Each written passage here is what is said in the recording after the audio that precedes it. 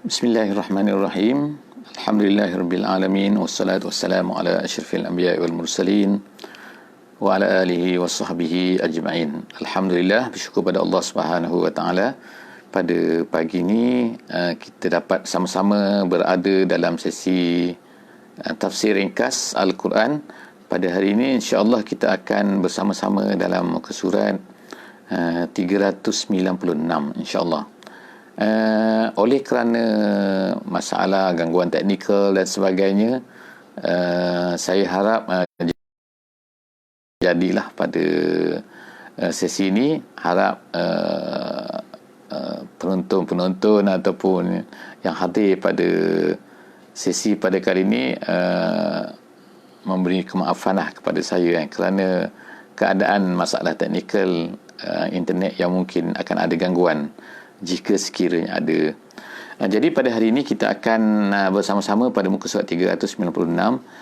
Sebenarnya sesi ini adalah kali yang terakhir untuk surah ini, iaitu surah Al-Qasas. Kita akan baca pada kali ini separuhnya adalah daripada surah Al-Qasas, iaitu ayat 85 sehingga ayat 88, dan kemudian kita akan sambung pada surah Al-Ankabut daripada ayat 1 sehingga ayat yang ke-6 insya-Allah. A'udzubillahi minasyaitonirrajim. Innal ladzi farada 'alaikal qur'ana laradduka ila ma'ad. Qur rabbi a'lamu man jaa'a bil huda wa man huwa fi dhalalin mubin. Sadaqallahul azim. Ayat ini di penghujung surah Al-Qasas ini, Allah Subhanahu wa taala telah memberi berita gembira, menghiburkan Nabi kita, Nabi sallallahu alaihi wasallam, atas apa yang sedang berlaku. Jadi sebagaimana kita telah sebutkan dahulu bahawa surah ini turunnya ketika Nabi kita, Nabi Muhammad sallallahu alaihi wasallam, dalam perjalanan daripada Mekah ke Madinah. Jadi semasa hijrah tersebut keadaan adalah keadaan yang kita katakan sangat sukar, sangat susah bagi baginda Nabi, sehingga baginda Nabi hanya berjalan 2-3 orang, iaitu dengan penunjuk jalan seorangnya Nabi kita, tapi yang dikira ialah Nabi kita dan Abu Bakar radhiyallahu anhu. Kemudian dalam perjalanan tersebut baginda dan Abu Bakar ni, kafilah ini terpaksa mengambil jalan yang begitu mencabar, bukan jalan yang selalu dilalui oleh orang. Artinya ialah jauh dan kemudian melalui satu tempat yang sukar. Kenapa? Untuk mengelakkan daripada berjumpa dengan orang-orang yang sedang memburu baginda Nabi sallallahu alaihi wasallam. Memburu kenapa? Kerana bukan hanya orang Quraisy saja memburu, tetapi hampir kesemua manusia-manusia pada masa itu memburu baginda Nabi sallallahu alaihi wasallam, termasuklah orang-orang yang berada di padang pasir, orang-orang nomad, orang-orang Arab Badui yang tinggal di padang-padang pasir pada ketika itu. Mereka itu memburu baginda Nabi sallallahu alaihi wasallam. Kenapa? Kerana untuk mendapatkan habuan 100 ekor unta. Banyak ni bukan calang-calang reward yang diberikan oleh orang-orang Quraisy sehingga dapatnya Muhammad hidup atau mati, maka mereka akan dibayar dengan 100 ekor unta. Jadi keadaan yang menyusahkan ini, tiba-tiba Allah Subhanahu wa taala menurunkan ayat begini. Jadi ayat ini ialah dikatakan apa? Innal ladzi farada 'alaikal Qur'an. Farada ini diterjemahkan ataupun ditafsirkan oleh ulama-ulama dengan makna nazala, iaitu dan sesungguhnya dia yang menurunkan Quran ke atas engkau, la radduka ila ma'ad, dia akan mengembalikan kamu kepada ma'ad. Ma'ad ini adalah, kalau ikutnya lah, tempat kembali ma'ad. Jadi ma'ad ni ada banyak penafsiran, tapi ada 3 penafsiran yang besar. Ada 3 pendapat yang besar berkenaan dengan perkataan ma'ad ini. Jadi pendapat yang paling kuatnya ialah ma'ad ini artinya adalah Makkah, iaitu Allah yang menurunkan Quran ini kepada kamu, dia akan mengembalikan kamu ke Mekah. Jadi nampak tak gambaran yang telah diberikan oleh Allah Subhanahu wa taala kepada Nabi kita Nabi Muhammad sallallahu alaihi wasallam bahawa dia walaupun sekarang ni sedang lari daripada Mekah, tetapi dia akan kembalikan kamu ke Mekah. Jadi Allah Subhanahu wa taala dah beri dah satu harapan kepada Nabi sallallahu alaihi wasallam. Walaupun bukan maknanya dia tak akan kembali, kerana Nabi kita Nabi sallallahu alaihi wasallam Nabi Muhammad sallallahu alaihi wasallam sangat sayang kepada Mekah ni. Dia tak nak tinggalkan Mekah. Sebab tu dia katakan sebagaimana kita sebut sebelum daripada ni, kalaulah tidak kerana penduduk Mekah itu mengeluarkan aku daripada Mekah ni, nescaya aku tak akan keluar. Jadi cinta Nabi itulah cinta yang kita naluri manusia, disayang kepada tempat dia. Tetapi Allah Subhanahu wa taala telah membawa Nabi kita Nabi Muhammad sallallahu alaihi wasallam ni keluar daripada Mekah untuk sementara waktu sahaja. Sebab dah diberi gambaran dah, la radduka ila ma'ad, dialah yang akan kembalikan kamu. Jadi kalaulah yakin kepada Allah Subhanahu wa taala, dia yang menurunkan Quran, maka dia jugalah akan mengembalikan.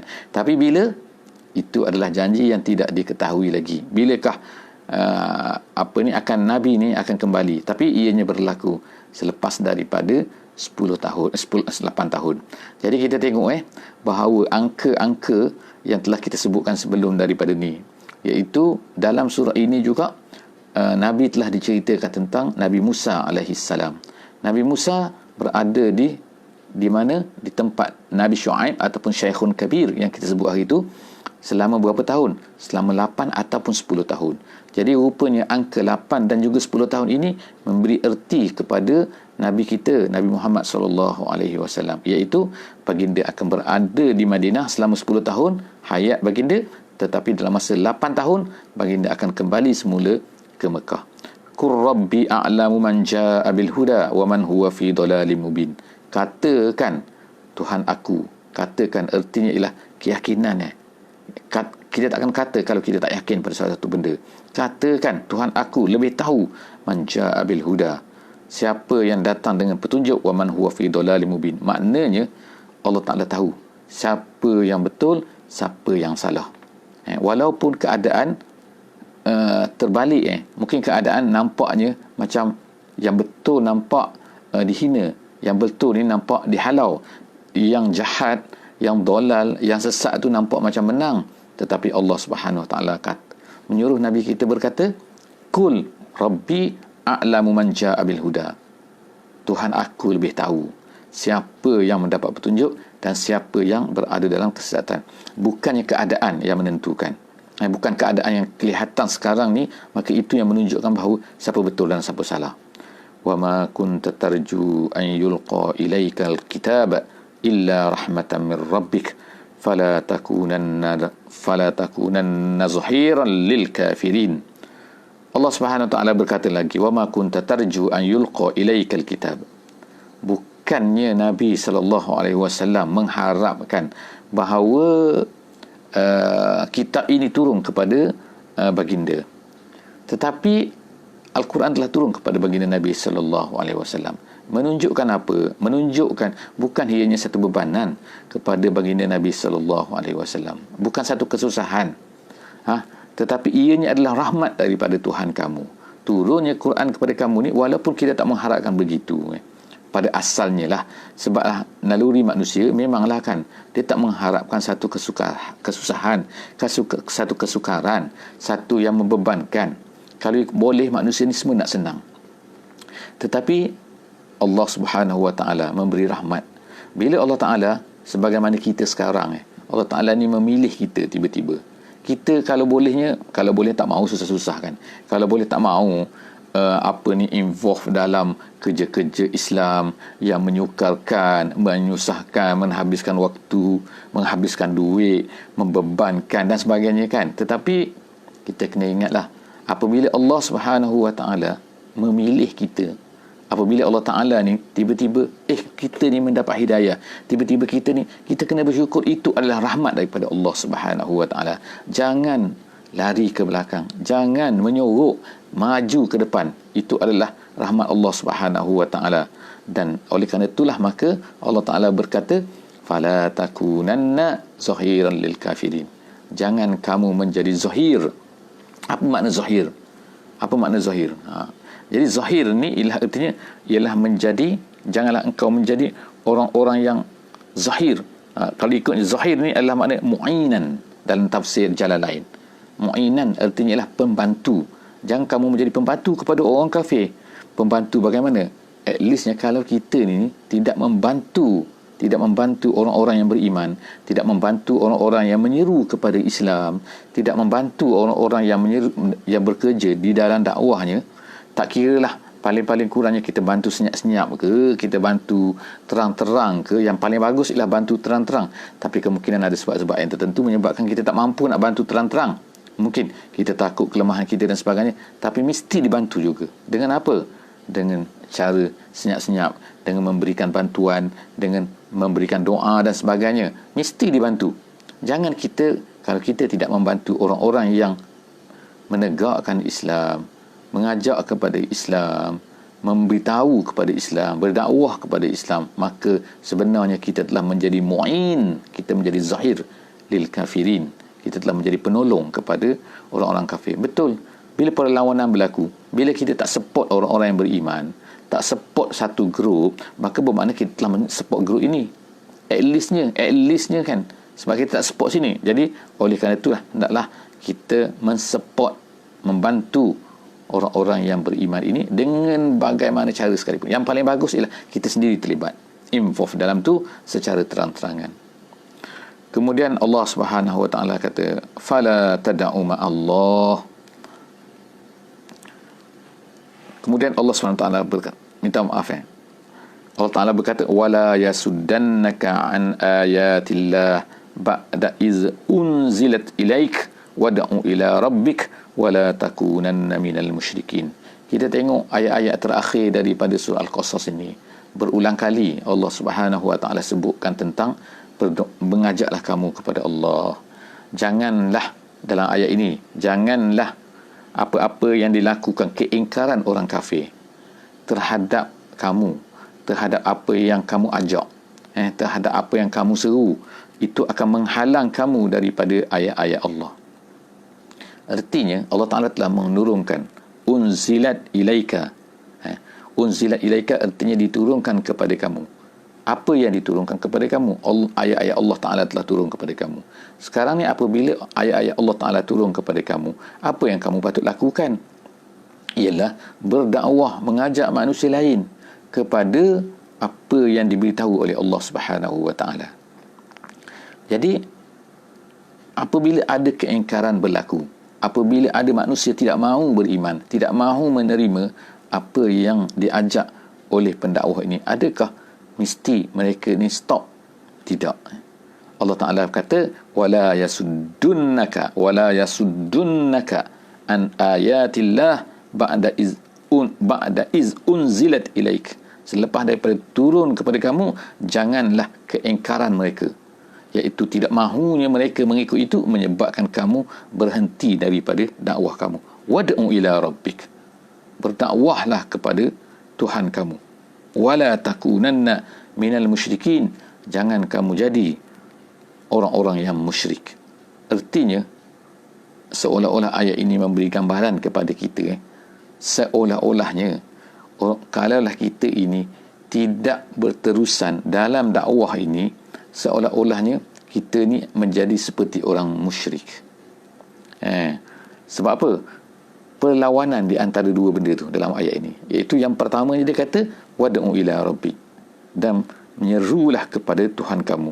Walaupun ada setengah-setengah ulama, setengah-setengah ahli tafsir mengatakan ialah apa ni, maksud ud'u inilah beribadahlah kamu kepada Allah, tetapi makna yang lebih zahir ini ialah wad'u ini, ajaklah manusia dengan mentauhidkan Allah, ajaklah manusia dengan meninggalkan syirik, dan janganlah kamu menjadi orang-orang yang syirik. Iaitu kalau kamu ini tidak berdakwah, artinya kamu telah menjadi bukan orang syirik, sebagaimana kata orang dalam tafsir Jalalain, tapi dia kata kamu telah membantu kepada kesyirikan. Sebab manusia ni bila dia sesat, bila kita tidak berdakwah mereka, kita tak ajak mereka kepada benda yang betul, jadi seolah-olah kita membenarkan apa yang sedang berlaku tu. kita membenarkan, seolah-olah kita memberi izin, seolah-olah kita tak kisah dengan kesyirikan manusia itu. Jadi sebab itulah Allah Subhanahu Wa Taala berkata, berdakwahlah dan janganlah kamu menjadi syirik, iaitu jangan kamu menjadi orang-orang yang membantu kesyirikan.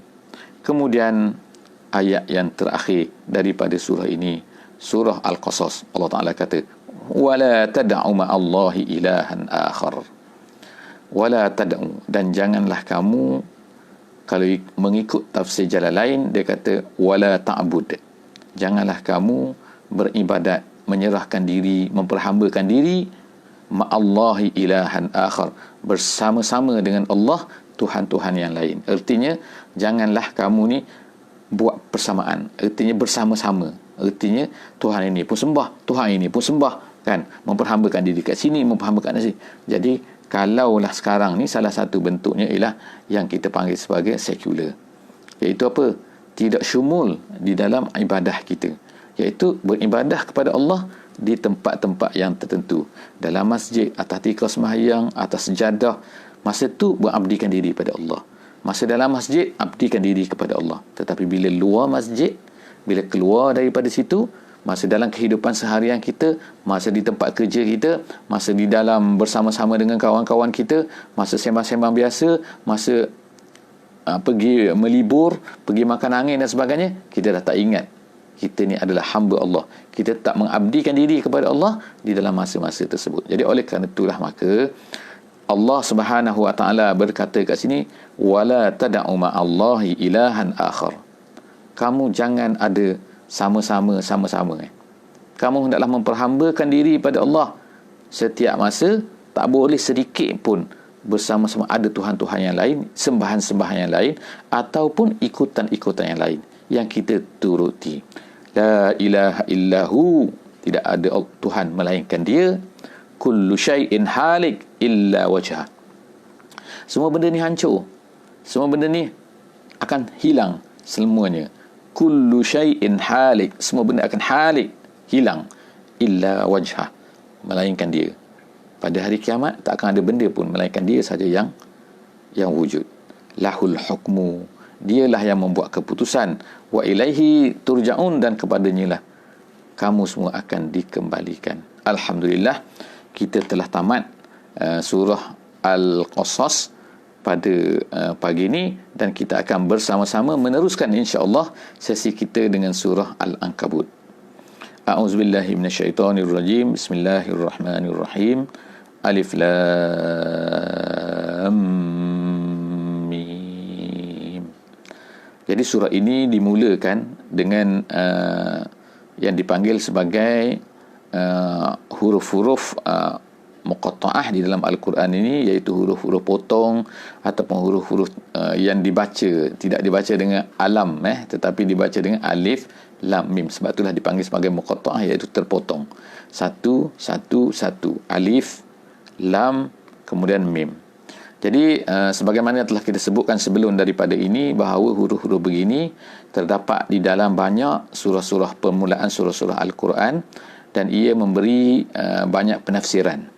Di kalangan ulama, yang paling masyhurnya, yang paling kuatnya, sebagaimana kata tafsir jalan lain, ialah Allahu a'lamu bimuradihi, Allah sahaja yang tahu tentang maksudnya. Tetapi ada setengah-setengah daripada ulama telah memberi makna kepada huruf-huruf pendek di permulaan surah-surah ini dengan mengatakan bahawa maknanya ialah Allah Subhanahu Wa Taala mencabar kepada orang-orang kafir, memberitahu kepada mereka bahawa sebenarnya Al-Quran ini diturunkan dengan menggunakan huruf-huruf yang mereka ketahui. Mencabar orang Arab. Huruf alif, huruf lam, huruf mim adalah huruf yang semua kamu tahu. Cuba kamu buat sebagaimana Al-Quran ini. Kamu nak buat sedikit pun tak boleh. Jadi kalaulah orang yang hebat seperti orang Arab tak mampu nak buat sedikit saja daripada Al-Quran, maka kita yang bukan Arab ni kan tak tahulah kan. Memang tak mampu langsung. Jadi itu adalah cabaran kepada orang Quraisy, kepada orang Arab pada masa tersebut, dan juga pada sampai bila-bila. Kemudian Allah Subhanahu Wa Taala sebutkan ahasiban nas an yutraku an yaqulu amanna wa hum la yuftanun. Apakah manusia ini menyangka bahawa mereka akan ditinggalkan untuk berkata kami beriman, wahum la yuftanun, sedangkan mereka itu belum lagi dicuba. Jadi ayat ini dikatakan diturunkan kepada satu kelompok. Ini turun bukan artinya ayat ini untuk mereka sahaja. Ayat ini untuk semua kita. Tetapi turun pada awalnya, sebab nuzulnya ialah kepada satu kelompok daripada orang-orang yang beriman, yang mana mereka ini bila mereka beriman, mereka telah diseksa oleh orang-orang kafir. Diseksa kerana iman mereka, bukan kerana diseksa tu kerana mereka ni jahat, mereka ni lanun, mereka ni bajak, bukan. Tapi kerana iman mereka itu, mereka pun diseksa. Jadi ada sebahagian daripada mereka rasa pelik. Kita beriman tapi kita diseksa. Kenapa pula macam tu? Jadi Allah Subhanahu Wa Taala sebutkan ayat ini pada permulaan ini untuk menunjukkan satu sunnatullah. Sunnatullah di dalam dunia ini, iaitu orang-orang yang beriman tidak akan dibiarkan begitu saja, tetapi Allah Subhanahu Wa Taala akan mencoba mereka. Jadi Allah Taala sebutkannya wahum la yuftanun. Mereka berkata kami beriman, sedangkan mereka tidak yuftanun. Fatana ni daripada bahasa Arab, erti asalnya ialah apabila orang Arab ni mereka memasukkan bijih ataupun apa-apa nak kata logam yang bercampur, emas khususnya yang bercampur di antara baik dengan buruk. Adalah benda-benda kotor pada emas tu, ada benda-benda tanah ke dan logam-logam lain pada emas tu, lalu dileburkan emas tu, dimasukkan ke dalam api. Jadi kemudian apabila masuk dalam api, maka dia akan terpisahlah di antara emas yang tulen dengan campuran-campuran yang lain. Dia akan berpisah. Jadi perbuatan tersebut, iaitu masukkan ke dalam api itu dipanggil fatana dalam bahasa Arab. Jadi kemudian ianya digunakan, termasuklah penggunaan bahasa Melayu, difitnahkan. Jadi penggunaan bahasa Melayu sebenarnya adalah agak kabur, agak silap sikit agak jauh sedikit daripada makna. Walaupun ada kaitan, iaitu orang kata orang buat fitnah pada kita, orang buat fitnah dan sebagainya. Jadi sebenarnya perkataan fitnah itu bukan maksudnya begitu, walaupun itu satu bahagian daripada maknanya, tapi makna asalnya ialah dicoba. Jadi fitnah itu ialah dicoba dengan masalah-masalah. Jadi Allah Subhanahu Wa Taala berkata kat sini, janganlah manusia ni menyangka bahawa kalau mereka berkata mereka telah beriman, mereka tidak akan dicoba. Tidak, mereka akan dicoba dulu. Walaqad fatannal ladzina min qablihim. Allah Taala berkata, sebelum daripada ni kami telah cuba orang-orang sebelum daripada kamu ni. Allah Taala dah cuba. Siapa? Ahli tafsir kata kaum Nuh, kaum Hud, semua pengikut nabi-nabi terdahulu, mereka ni dicoba. Walaqad fatannal ladzina min qablihim fala ya'lamannallahu allazina sadaqu wa la ya'lamannal kadzibin. Maka kami ketahui siapakah orang-orang yang benar dan siapakah orang-orang yang tidak benar. Jadi dengan coba tu Allah Taala tahu. Sebenarnya Allah Subhanahu Wa Taala tahu sebelum dicoba, selepas dicoba, semasa dicoba, Allah Taala dah tahu dah siapa benar, siapa tak benar. Tetapi Allah Subhanahu Wa Taala, dia nak tunjukkan kepada kita ni bahawa bila dia membalas sesuatu benda, maka dia membalas tu dengan sebab. Jadi Allah Taala nak tunjukkan biar manusia ni nampak. Manusia nampak bahawa padan kamu. Sebab apa? Kamu bila kamu cuba, rupanya beriman kamu tidak benar. Tengok wahai manusia semua. Allah Ta'ala tidak menzalimi makhluknya, tidak menzalimi hambanya, tetapi Allah Subhanahu Wa Ta'ala bila dia menghukum itu kerana benar, iaitu memang benar, dia ni tak betul, dia ni tak yakin, dia ni hanya beriman olok-olok saja. Jadi sebab tu ayat ini nak menunjukkan kepada kita, untuk kita sekarang lah applicationnya kepada kita ialah, bila kita ni beriman, bila kita ni berpegang kepada Islam pada hari ini, jika sekiranya kita mendapat kesukaran, kesusahan dan sebagainya, jangan kita rasa bahawa itu adalah tak benar apa yang kita pegang tu. Tidak benar, kita ni diseksa, kita ni disusahkan, kita ni macam menghadapi kesusahan dalam hidup dan sebagainya. Kerana kita beriman tidak menunjukkan bahawa itu adalah tanda bahawa apa yang kita pegang tu tidak betul. Bukan. Jadi kesukaran, kesusahan dan juga gangguan daripada orang lain, gangguan daripada dan sebagainya lah. Itu semuanya adalah ujian daripada Allah Subhanahu Wa Taala, nak tengok kita ni berpegang ataupun tidak dengan yang betul. Kalau benda tu betul, satu benda tu betul, kita mesti ikut, walaupun susah, walaupun sukar, walaupun diuji dan sebagainya. Jadi yang betul bukan yang tidak ada ujian, tidak. Yang betul bukan, yang salah bukan yang ada ujian, bukan, tidak semestinya. Okey. Kemudian Allah SWT berkata, am hasibal ladzina ya'maluna as-sayyi'at an yasbiquna sa'a ma yahkumun.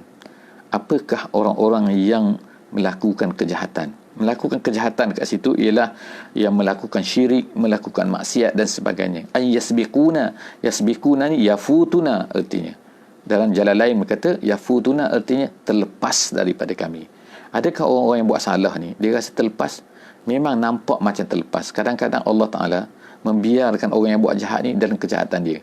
Kadang-kadang kita tengok orang-orang yang syirik, orang-orang yang tidak beriman, orang kafir atas dunia ni, kita tengok mereka bersukaria di Amerika, di Eropah, di mana-mana kan, di Asia. Kita tengok mereka ni macam bebas, macam tak ada masalah aja kan, hidup senang lenan je, boleh bina bangunan tinggi, boleh pergi ke sana, boleh pergi kemari kan, boleh mencapai apa-apa yang banyak benda yang mereka boleh buat, macam tak ada masalah aja kan. Macam Allah Ta'ala ni tak membalas apa-apa pada mereka. Tak. Jangan mereka menyangka bahawa yasbikuna. Ini pengajaran untuk kita, pengajaran untuk mereka juga. Bahawa apa? Kemewahan, pencapaian dan sebagainya itu bukan menunjukkan kepada bahawa kita ni betul. Ni cerita ni, saya cerita ni bukan nak mengatakan bahawa kita jangan mengejar pencapaian, bukan. Tapi nak ceritanya, pencapaian manusia itu bukan menunjukkan bahawa dia adalah betul, berpegang kepada benda yang betul. Kita, orang-orang mukmin, kita orang Islam mesti mengejar pencapaian dalam dunia ini. Tetapi janganlah kita yakin bahawa pencapaian itu menentukan bahawa benar ataupun tidak benarnya kita. Sebab apa? Allah Ta'ala melihat. Allah Ta'ala tahu. Allah Ta'ala akan membalas. Sa'ama yahkumun. Cara penilaian begini Allah Ta'ala kata adalah satu benda yang tak betul. Alangkah buruknya apa yang mereka hukumkan. Bukan hukumkan artinya hukum mahkamah, bukan. Tapi hukum kat sini ialah tentukan, putuskan ataupun buat kesimpulan. Adalah kesimpulan yang tidak betul. Maka yarju liqa Allah fa inna ajalallahi la'at wa huwas samiul alim. Siapa yang mengharapkan berjumpa dengan Allah, mengharapkan berjumpa dengan syurga, berjumpa dengan kematian dan sebagainya, maka ajal Allah akan datang. Ajal itu akan menentukan selepas daripada itu bahawa betulnya apa yang kita yakin jumpa tu. Jadi orang beriman dia yarju, yakin dengan berjumpa dengan Allah, berjumpa dengan nikmat Allah, berjumpa dengan apa-apa yang Allah Ta'ala janjikan kepada mereka. Maka ajal lah yang menentukan segala-galanya. Apabila ajal saja, itu bukan hidup atas dunia ni. Wa huwas samiul alim. Dia maha mendengar dan maha mengetahui. Wa man jahada fa innama yujahidu li nafsihi innallaha laghaniyyun 'anil 'alamin. Siapa yang bermujahadah. Jahadah kat sini ialah boleh makna berperang, boleh makna berusaha, boleh makna buat benda sungguh-sungguh dan sebagainya. Tentu, maka sesungguhnya kita buat tu adalah untuk diri kita, bukan untuk Allah.